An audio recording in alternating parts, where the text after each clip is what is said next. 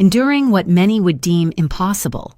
That's my legacy. Perhaps you believe your early years were challenging.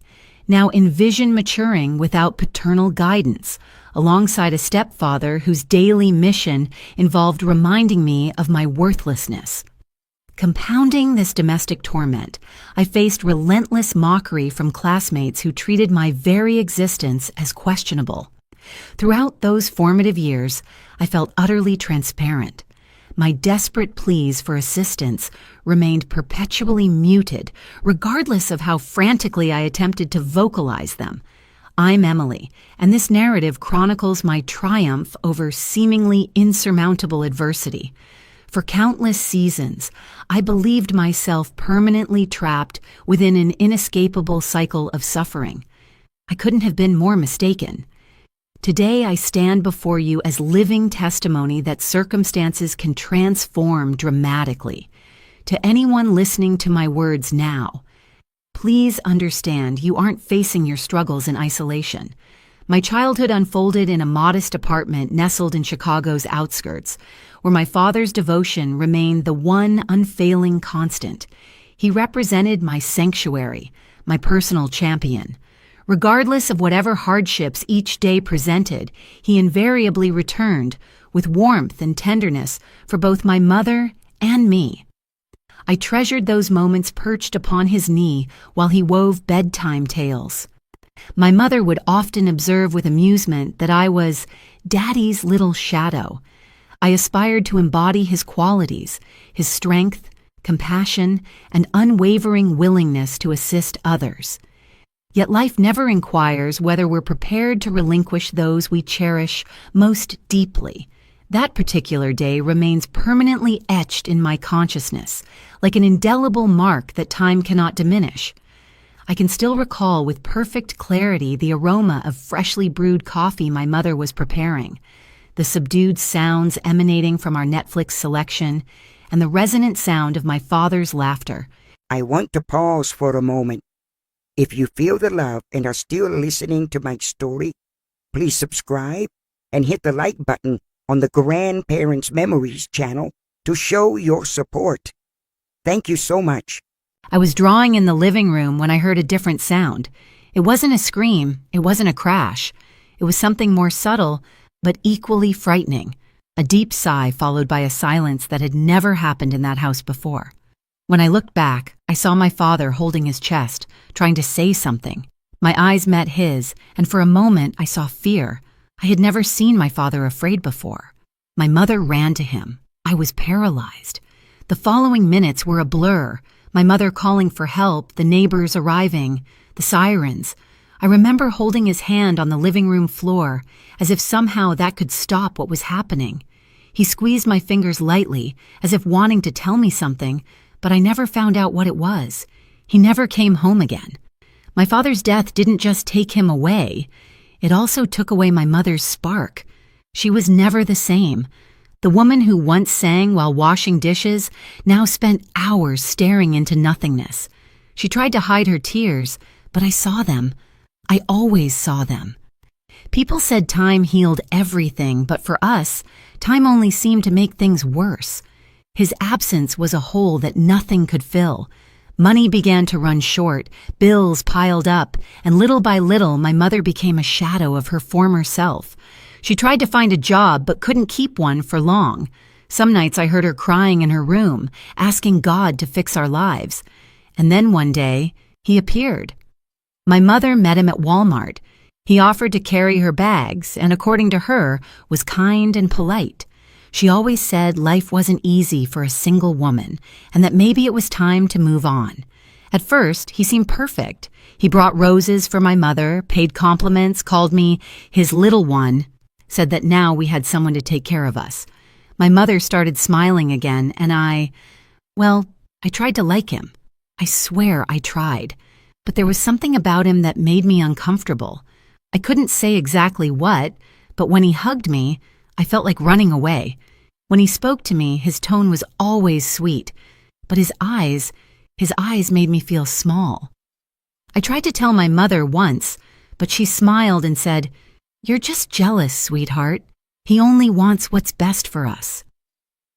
From that day on, I learned to keep my words to myself.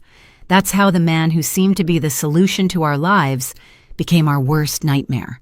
My mother married him a few months later, and the first thing that changed was our home. Before, my mother made all the decisions, but now everything went through him. He chose what we would eat, where we could go, what we could do. At first, it seemed normal. He said he wanted the best for us, but I soon realized my opinion didn't matter. My mother, who was once my confidant, was now always on his side. I felt that my home was no longer mine. Small things began to bother me. The way he looked at me for too long, how he would stand at my bedroom door for no reason, how he called me beautiful in a way that gave me chills, and not in a good way. One day my mother left for work and he stayed alone with me. He called me to sit on the couch with him. My skin crawled. Something inside me screamed that I shouldn't go. "Come on, Emily. You don't need to be afraid of me," he said, smiling. And it was then that I realized I was afraid of him. When you're a child, home should be the safest place in the world. Home is where we should find comfort, affection, protection. But for me, my own home became my worst nightmare. And the worst part? I had nowhere to run. After that day on the couch, I began to notice things I had tried to ignore before, small details that, when seen alone, might just be coincidences, but together painted a truth I didn't want to accept. My stepfather always found a way to be nearby. If I was in the kitchen, he appeared. If I went to the bathroom, he passed by the door. If I went to my room, minutes later, he was around. At first, I thought it was paranoia. Maybe I was exaggerating, as my mother said. But the feeling of alertness never went away. Whenever he was nearby, my skin crawled, my heart raced, and I felt the urge to run. I remember one night in particular. My mother had gone to bed early, tired from work. I stayed in the living room watching Netflix, trying to enjoy a moment of peace. He sat on the couch across the room. "It's late, Emily," he said without taking his eyes off me. "Your mother is already asleep." I just nodded without saying anything. "Aren't you going to come say goodnight to me?" I felt a lump in my throat. He was smiling, but something in his expression was disturbing. "Good night," I murmured without moving. His eyes remained fixed on me for too long. Then he got up and walked toward the hallway, but before disappearing from my sight, he whispered, "Don't forget to lock your bedroom door." My entire body froze. I ran to my room, closed the door, and turned the key. I lay in bed, but remained motionless, unable to sleep. I stayed there looking at the door, expecting the doorknob to move, for footsteps to appear in the hallway, for the worst to happen. And that night, for the first time, I realized that my own home was the most dangerous place for me. The following days were a game of silent resistance. I avoided being alone with him at all costs. If my mother was home, I stuck to her. If he entered a room, I left. But whenever he looked at me, I knew he was waiting for an opportunity. Little by little, he began to make sure to show who was in charge in that house. "This isn't a hotel," he would say when I took too long in the shower. "I'm the man of the house, so you have to respect me." If I left something out of place, I got scolded. If I took too long to answer when he called, I was punished. My mother saw everything but never said anything. She tried to keep the peace, as if she were between two worlds. On one side, the husband she loved, on the other, the daughter who had always been with her. But in the end, she chose him. That's when I realized I was alone. I knew I needed to tell someone, but who? My mother had made it clear she wouldn't believe me, and I had no one else. Until one day, my teacher asked me to stay after class to talk. "Emily, is everything okay?" she asked while closing a book. I swallowed hard. "Yes," I answered, looking at the desk. "Are you sure? You've been so quiet lately." It was my chance. My hands were sweating. My heart was pounding. I don't like my stepfather," I almost whispered. She frowned. "What do you mean?" He's not nice to me. And he scares me." There was silence. She looked at me for a few seconds, then smiled, trying to seem cool. "Oh, my dear, stepfathers can be difficult at first, but your mother loves you. I'm sure everything will work out." My chest sank. "But You're a strong girl, Emily," she said, interrupting. "These things pass." At that moment, I understood. No matter how loud I screamed, no one would listen. After that, I gave up.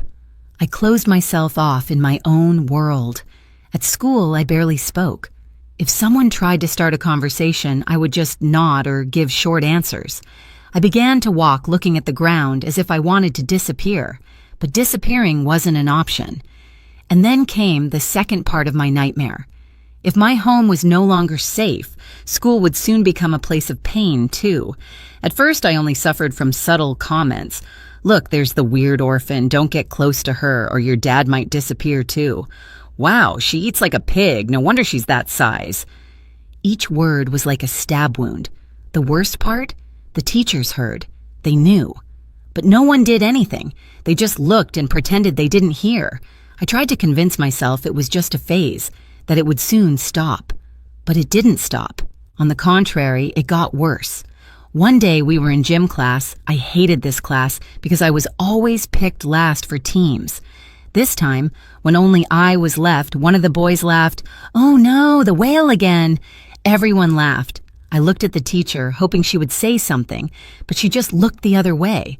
At that moment, I felt that my existence was a joke to everyone there. And for the first time, I began to think that maybe it would be better if I weren't there. Days turned into weeks, weeks into months. My stepfather became increasingly controlling. He watched me all the time. At school, I was humiliated every day. I had no friends, no one to defend me. And then one night, as I looked out my bedroom window, I wondered, would it make a difference if I disappeared? It was the first time this thought crossed my mind, but unfortunately, it wouldn't be the last. I no longer knew who I was. For a long time, I tried to convince myself that if I became invisible, maybe things would get better. Maybe if I didn't bother anyone, if I shrank and kept quiet, my stepfather would forget about me. Maybe the kids at school wouldn't notice me. Maybe the pain would go away. The pain never went away. It grew day by day, like a shadow following me wherever I went. What was once a passing fear became a constant terror. I slept little. When I did sleep, I had nightmares, always the same ones. I dreamed that my mother left me behind, that my stepfather laughed while I cried, that the entire school watched me while pointing fingers at me.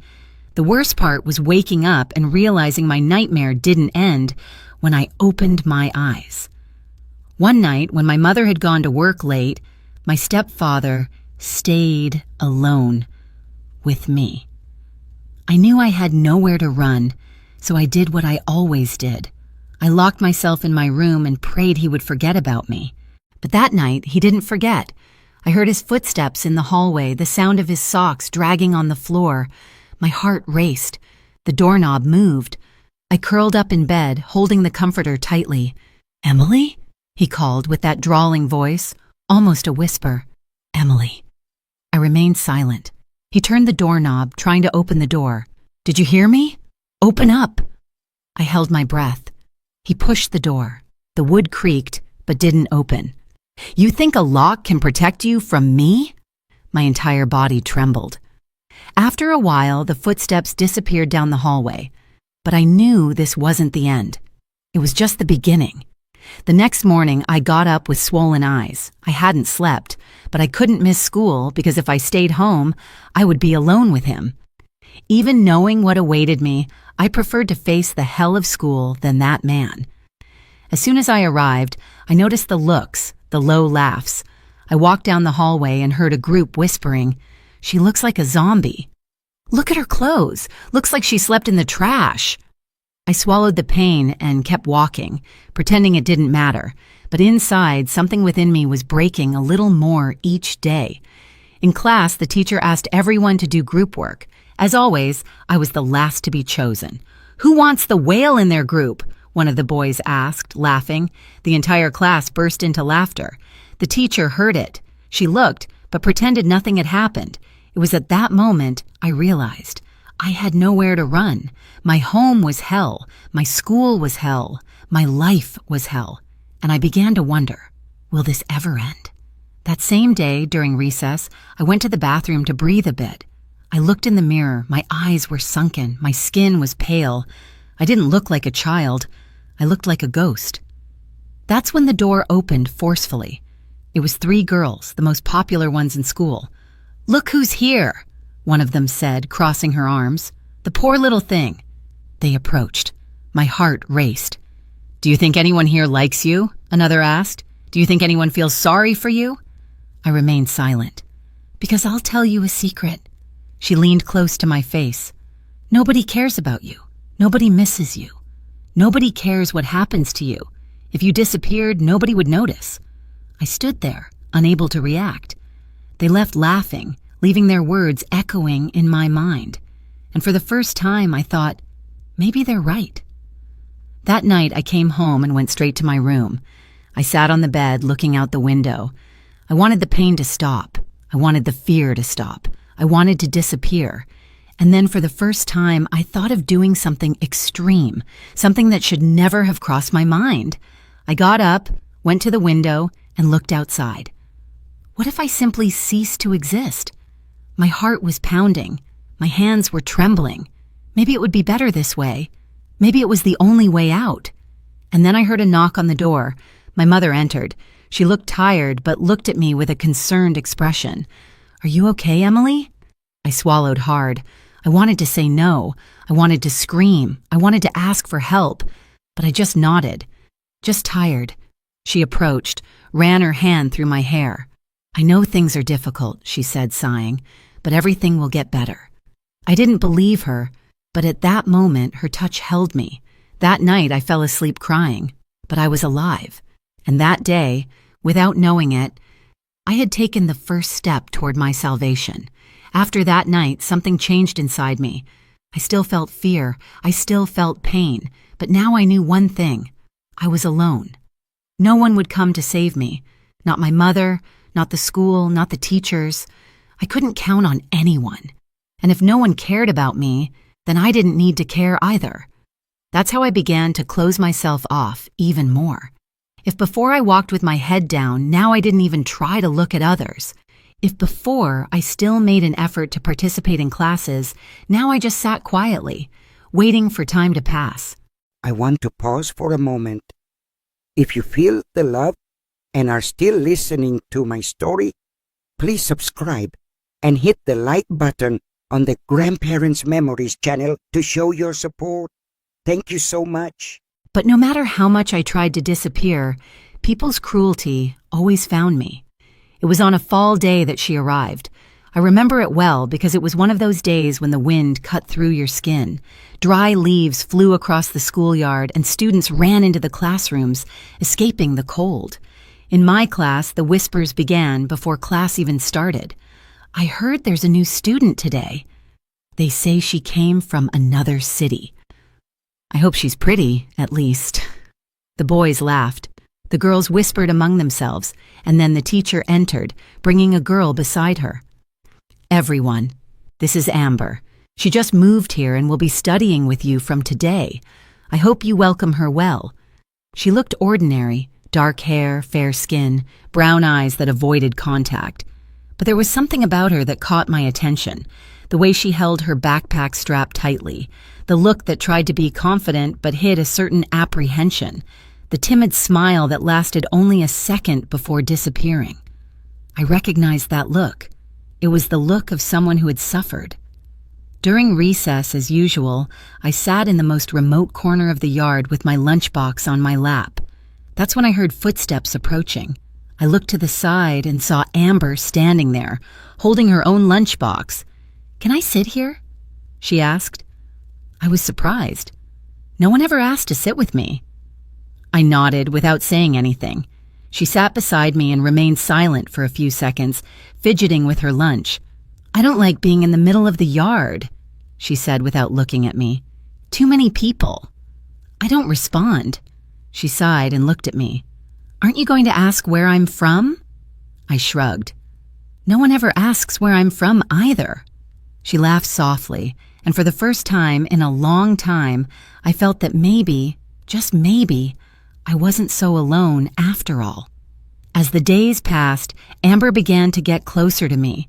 She didn't seem to care that I was the weird girl at school. On the contrary, whenever she could, she sat with me, started conversations, asked questions, and little by little, I began to talk.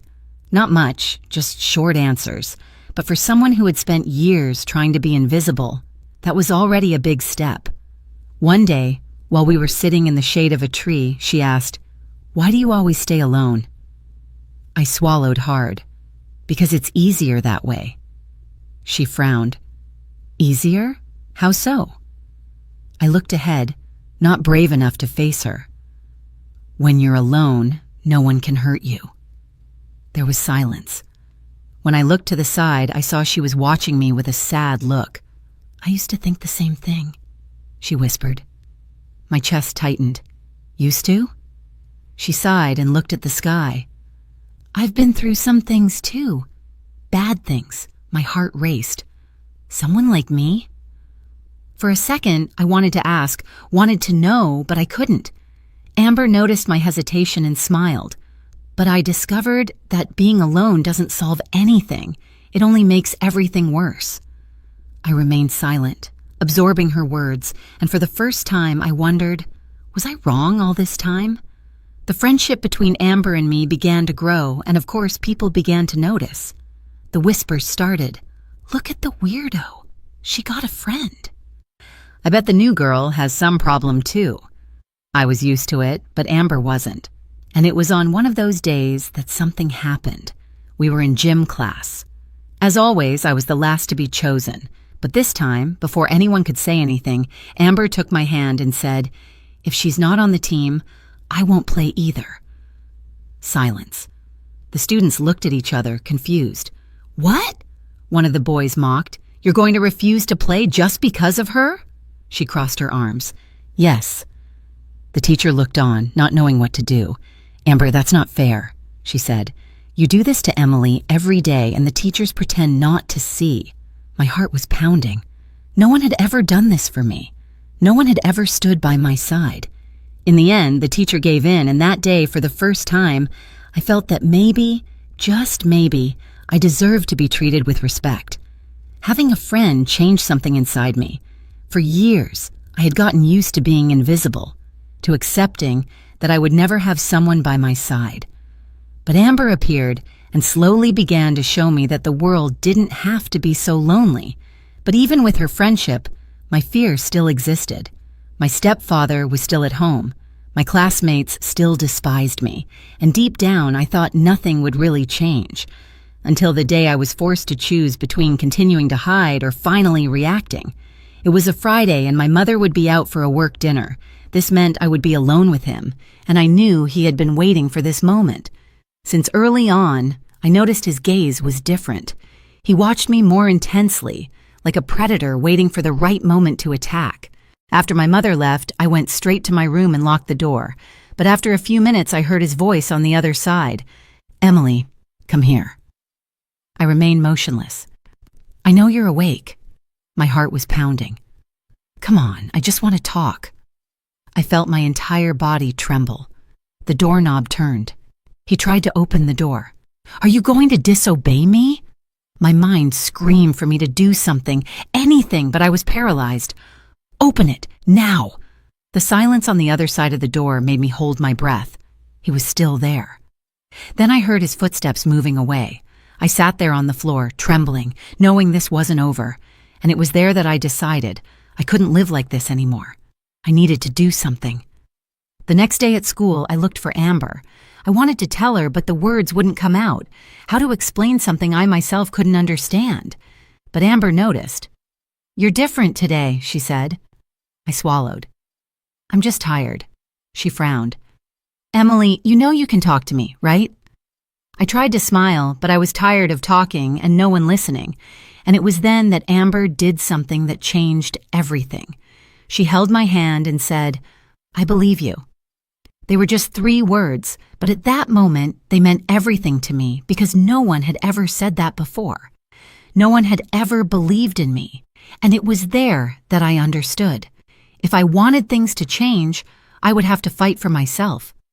That same day, as we were leaving school, something unexpected happened. The same boys who always humiliated me were at the gate. "Look, there's the fat girl again," they laughed. But for the first time, instead of lowering my head and pretending not to hear, I stopped. I turned slowly. "Say it again." My voice came out firmer than I expected. The boys looked at each other, surprised. "What? Are you going to cry?" I felt Amber beside me, watching me, and then, for the first time, I didn't run away. "Do you think you hurt me?" I asked. "Do you think I care?" They were silent. "I feel sorry for you," I continued, "because only weak people need to hurt others to feel better." The laughter disappeared. For the first time, the boys didn't have an answer.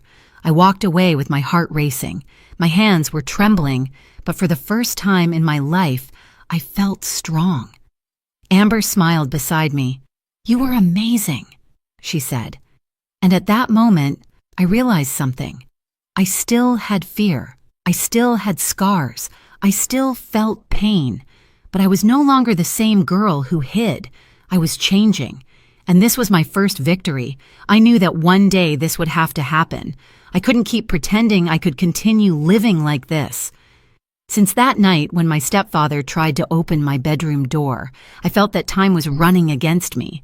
Sooner or later, he would try again, and I couldn't wait for the worst anymore. But what could I do if my mother wouldn't listen to me, if teachers pretended not to see, if schoolmates only knew how to hurt me? So, who could save me? That morning, I arrived at school feeling like I was carrying a ton on my shoulders. Fear never left me. My stepfather's face was in my mind all the time. His voice, his look, the way he imposed himself as if showing me I would never have a way out of that house. But Amber's words echoed inside me. "I believe you," and that's why, before class started, I looked for her. She was sitting in the hallway, leafing through a book. When she saw me, she smiled, but when she looked at me closely, her smile disappeared. "What happened?" she asked immediately. I swallowed hard. I wanted to say it, wanted to tell everything, but how to explain a pain that seemed bigger than words could describe? She waited, didn't insist, and then, without thinking too much, I sat beside her and whispered, "I can't go back home." Her eyes widened. "What?" "If I go back, something bad will happen." She was silent but held my hand, and I knew at that instant that she would listen to me, that for the first time someone would truly listen. Amber remained silent for a moment, but her look said everything. She understood. "You need to tell someone," she said, her voice full of urgency. "But who? My mother doesn't listen. The teachers don't care. Nobody cares." "I care." I was speechless. Then, before I could react, she stood up and said, "Come with me." I froze. "Where are we going?" "To talk to the school counselor." My stomach sank. "No, I can't." "Emily, do you want to continue living like this?" The question hung in the air, and for the first time, I really thought about it. Did I want to continue living like this? And for the first time, the answer was no. I went with Amber to the counselor's office. He was a middle-aged man, bald, with large glasses, and an always serious expression. When we entered, he looked at us over his glasses. "What is it?" Amber squeezed my hand, encouraging me. "Emily needs help." He frowned. "Help with what?" My throat went dry. Amber looked at me, waiting for me to speak. I took a deep breath, and then, for the first time in my life, I let the words come out. "My stepfather." That was all I could say before breaking down in tears. Amber hugged me, and for the first time, I cried in front of someone without feeling ashamed. The counselor was silent for a moment, but then his voice came firmly. "Tell me everything." And so I did. This time without hiding. This time without fear. The counselor listened attentively without interrupting me. When I finished, he sighed and picked up the phone. "Emily, from today on, you won't be alone anymore." I didn't understand at the moment, but then he dialed a number and began to speak. "Yes, we have a case here. A student reported psychological abuse and threats at home." My heart raced. I knew what was happening. He was calling the police department and child protective services. At the end of the day, my mother was called to the school. She arrived hurriedly, confused, wanting to know why they had called her at work. But when she entered the room and saw my face, something changed in her expression. She realized that this time it was no longer possible to pretend nothing was happening. The counselor explained the situation, told everything I had said. My mother was in shock. "Emily, is this true?" I just nodded, feeling a lump in my throat. Her face went white. For a moment, I thought she was going to deny everything as she always did. But this time, she didn't deny it. This time, she listened. And for the first time, I felt I was no longer alone. When we returned home, the atmosphere was heavy. My stepfather was in the living room as if nothing had happened. My mother entered, and he looked at her with a smile. "What's wrong?" he asked, as if he didn't know. But then my mother looked at him with a look I had never seen before, a look of fury, of disgust, of hatred. She didn't say anything, just picked up the phone and called someone. "Come now?" In less than an hour, the police were at our house. He tried to argue, tried to pretend he was innocent, but my mother, who had always defended him before, no longer believed his lies, and that's how he was expelled from our lives forever. My stepfather's arrest didn't erase everything he had done to me. On the day he was taken away, I remember standing at the front door, watching the police put him in the car. He turned one last time and gave me a look that made me tremble from head to toe. Even behind bars, the fear he had planted inside me was still there. And I knew he wasn't the only ghost I would have to face, because now that he was gone, a new challenge arose before me: relearning to live. After everything happened, our house felt strange. The silence was different. It was no longer a silence of fear, but of emptiness, as if something was still hiding in the shadows. My mother seemed like a different person. She cried every night, walking back and forth across the house, murmuring to herself. One day, I heard her saying quietly, "How was I so blind?" I wanted to answer, wanted to say I had tried to speak, tried to scream, tried to show the truth. But I didn't say anything because deep down, I knew my mother was also a victim. She blamed herself for not seeing what was happening right before her eyes. But unlike her, I couldn't afford the luxury of staying stuck in the past. I needed to move forward. On the first night without him in the house, I closed my bedroom door and looked at the doorknob. No shadow appeared in the hallway. No whisper came from the other side of the door. No threat surrounded my mind. For the first time in years, I could sleep without holding the comforter tightly, without curling up in bed, without jumping at the slightest noise. But peace didn't come all at once. Nightmares still haunted me. Sometimes I woke up in the middle of the night feeling he was there, but when I looked around, I realized there was no one. It was just me. And for the first time, that didn't scare me. I thought that after everything, at least at school, things would get better, but I was wrong. Rumors spread quickly. Some said my stepfather was arrested because he was a dangerous criminal. Others invented that my mother had cheated on him and that he had left because of that. I want to pause for a moment. If you feel the love and are still listening to my story, please subscribe and hit the like button on the Grandparents Memories channel to show your support. Thank you so much. But the worst wasn't the gossip. The worst was the looks. Before, people despised me. Now they looked at me with pity. I hated that. I didn't want to be the fragile girl, the poor thing. I just wanted to be me. It was then that I realized school wasn't a safe place for me, and if I wanted to change my life, I would need to find another path. A few days later, Amber and I were sitting in the yard. She, as always, was direct. "What are you going to do now?" I frowned. "What do you mean?" "Your life has changed, Emily. You don't have to live in fear anymore. But what are you going to do with this freedom?" I was silent. I had never thought about it. I had spent so much time surviving, trying to escape the worst, that I had never imagined one day I would have a choice about what to do with my life. Amber smiled. "You can be anything." It was the first time I heard those words, and it was at that moment that an idea began to form inside me. Maybe, just maybe, my story could serve a greater purpose. Maybe I could help other people who had gone through what I went through. With the help of the school principal, I began consulting with a social worker.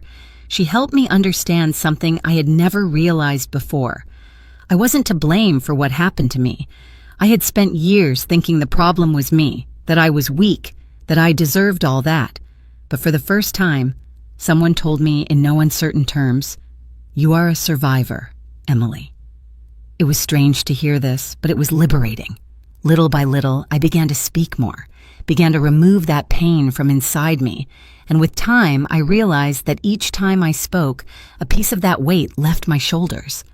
Months later, the social worker invited me to an event about violence against children and adolescents at the Community Center Chicago. She asked if I wanted to share my story with other girls. My first instinct was to refuse, but then I remembered what Amber had said. You can be anything. I took a deep breath and accepted. On the day of the event, I climbed onto the small stage and looked at the audience. There were dozens of faces, many of them girls like me. I knew some of them were going through what I had gone through. And then, for the first time, I told my story. I talked about the fear, the pain, the loneliness, the moment I thought there was no way out, and the day everything changed. And when I finished, silence took over the place. But then a girl at the back of the audience began to cry. She ran to me, hugged me, and whispered, "Thank you. You gave me hope." And at that moment, I knew my pain hadn't been in vain. Sharing my story for the first time was like opening a door I didn't even know existed. For years, I had carried my pain as an unbearable weight, a burden that crushed me every day. But at that event, when that girl hugged me and thanked me, I realized something. My story wasn't just mine. There were so many other girls, so many other boys going through what I went through. And if I could help them, if I could be the voice I never had, if I could prevent other children from feeling as alone as I felt. That day, I made a decision. I would never be silent again. If my story had power, then I would use it to change the world. I was still a teenager, but I knew I wanted to do something bigger. I talked to the social worker who helped me and asked what I could do to support children who suffered as I had suffered. She smiled and said, "You're already doing it, Emily. Just by telling your story, you're already changing lives." But I wanted more. That's how I began participating in meetings for young victims of abuse and violence. I heard stories as heavy as mine, some even worse. But for the first time, I didn't feel weak. I felt useful. Each time I held someone's hand and said, "I know how you feel," I saw in that person's eyes the same relief I felt when Amber told me, "I believe you." As time passed, my mother began to change too. She still carried the guilt, still cried some nights, pacing around the house. But little by little, she began to understand that she was also a victim of the situation. She began seeking psychological help, getting involved in support groups for women who had lived in abusive relationships. And one day, after a long time, she looked into my eyes and said, "Forgive me, daughter." It was the first time I heard this from her, and for the first time, I knew I could truly forgive her because I saw that she was also trying to rebuild herself. And just like me, she was succeeding. Years later, when I was already a young adult, I received an email. It was from a girl from one of the events where I had shared my story. In the email, she wrote, "I was about to give up on everything, but when I heard you speak, I realized I wasn't alone. You saved me, Emily." I remember holding that email with trembling hands because at that moment, I realized I was no longer the victim of the story. I was the protector. I was the one who gave hope. And for the first time, I felt completely free. That girl's email stayed with me for a long time. I read and reread it, trying to absorb the weight of those words. You saved me, Emily. For so long, I felt that my pain was useless, that all the suffering I lived through only served to destroy me. But at that moment, I realized that every tear, every sleepless night, every fear I faced, all of it brought me here. And now I had a purpose. I didn't just want to tell my story. I wanted to change lives. I never thought about pursuing an academic career. After everything I went through, I thought I wouldn't have a real future. But one day, while talking with the social worker who helped me, she said something that stuck in my mind. "Have you thought about studying to work with children and adolescents?" I was silent. I had never thought about it. "You have a gift, Emily," she continued. "People connect with you because they see truth in what you say. You can go beyond. You can make this your mission." That night, lying in bed, I thought about it, and for the first time, I dreamed about the future. I decided I wanted to study social psychology to be able to officially help children who were victims of abuse. The problem, I wasn't the best student. My years of suffering at school had made me completely distance myself from studies. But now, for the first time, I wanted to learn. I began studying with Amber, who had always been a brilliant student, and little by little, I recovered lost time. At first it was difficult, but each time I thought about giving up, I remembered that email. "You saved me." And I kept going. 4 years later, when I finished my studies, I got an internship at the Chicago Center for Trauma Recovery.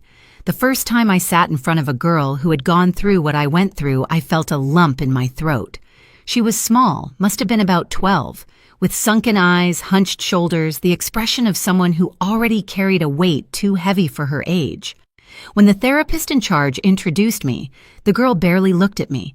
"She doesn't talk much," the therapist warned me. I took a deep breath and sat beside her. I remained silent for a few minutes, and then gently, I said, "I know." The girl frowned, surprised, and for the first time, raised her eyes to look at me, and I knew at that moment that I was exactly where I should be. I worked for years, helping children and adolescents who had gone through traumas similar to mine. Each story reminded me of a piece of my own pain, but at the same time, each child I helped made me see that my pain was never in vain. But I wanted to do more. I wanted to create something gameti, something that could reach more people. That's when the idea emerged. What if I created a support group, not just for children, but also for mothers, for families who had gone through difficult situations like mine? So I began working on it, and shortly after, my first support organization was born, New Beginnings. The first case we attended to was that of a girl named Sophia. She was 11 years old and suffered violence at home, just as I had suffered. When she came to us, she was scared, insecure, without hope. But something inside me said that, with time, she would be able to heal. She participated in the meetings in silence for weeks, but one day, while everyone was sharing their stories, she raised her hand and for the first time spoke. She cried, and we held her. And at that moment, I knew the cycle was breaking, that finally, my pain was being transformed into something greater. I never imagined I would come so far. When I was a child, all I wanted was to survive. Now, I wasn't just surviving, I was changing lives. My organization started small, just a few meetings with victims and family members. But the need was too great to be ignored. Each week, more people sought our help. More children needed a safe place. More mothers wanted to understand how to protect their children. And that's how my small initiative began to grow and gain strength. One day, a journalist from the Chicago Tribune learned about our work and wanted to do a report about us. I hesitated. The idea of telling my story to an even larger audience scared me. But then I remembered the first time I shared my pain and how it changed my life and saved others. So I accepted. The interview was published in the Chicago Tribune, and to my surprise, we received a flood of messages. Parents asking for help, teachers wanting to learn how to deal with traumatized children, survivors seeking a space to share their stories. My story was echoing, and that was just the beginning. But as with everything in life, not everything was easy. Many people said domestic violence was a family problem, not a society's problem. They said children had to forget and move on. I knew it wasn't that simple. I saw the trauma in the victim's eyes. I knew the weight of living with invisible scars. So I began giving TED Talks in schools, companies, churches, any place that would let me speak. I wanted the world to understand that a child's pain cannot be ignored. And little by little, people began to listen. The transformation of my initiative became evident 4 years into the journey, through an encounter I'll carry with me always. While working at our support facility, I noticed an unfamiliar woman enter, her demeanor exuding both resilience and self-assurance. Only upon meeting her gaze did recognition dawn. This was the same individual who had reached out electronically years earlier with the simple yet profound message, "You saved me, Emily." With quiet determination, she declared, "I'm here because I want to extend the same lifeline to other girls." That declaration crystallized something profound. My mission had expanded beyond my individual experience. It now encompassed our collective struggle, offering renewed possibility to children who had abandoned hope of fresh beginnings. Reflecting on my journey, I've arrived at a crucial understanding. Suffering need not dictate our identity. I spent countless years believing my trajectory was irreversibly determined. I was mistaken. Alternatives always exist. To anyone absorbing my narrative who feels trapped in despair, please hear this truth. You aren't facing your challenges in isolation. Your inner strength surpasses your awareness. You possess the capacity to overcome your circumstances. I am Emily, and what I've shared is the chronicle of how I fundamentally altered my life's direction. I want to pause for a moment. If you feel the love and are still listening to my story, please subscribe and hit the like button on the Grandparents Memories channel to show your support. Thank you so much. Thank you all for listening to my story today. Looking back on my journey, I realized that every challenge, every tear has its own meaning. Pain does not define who we are, but how we overcome it does. The message I want to share with you today is simple. No darkness lasts forever. No matter what you're facing, no matter how alone you feel, remember that there is always light at the end of the tunnel. Sometimes that light comes from the strength within you, the strength you never knew you had. Each of us has the ability to rise above adversity and build a better life. Never give up hope, because hope is what guides us through the darkest times. If my story resonates with you, I invite you to subscribe to the Grandparents Memories channel so you won't miss more inspiring stories. Please hit the like button to support the channel and help stories like this reach more people. I also want to express my heartfelt gratitude to the founder of Grandparents Memories for inviting me to share my story here. Thanks to this platform, our experiences can touch hearts and possibly change the lives of those who need it. See you again in the next stories on Grandparents Memories. Every story is a journey, and I believe that within each journey, there are valuable lessons worth sharing. Thank you, and have a wonderful day.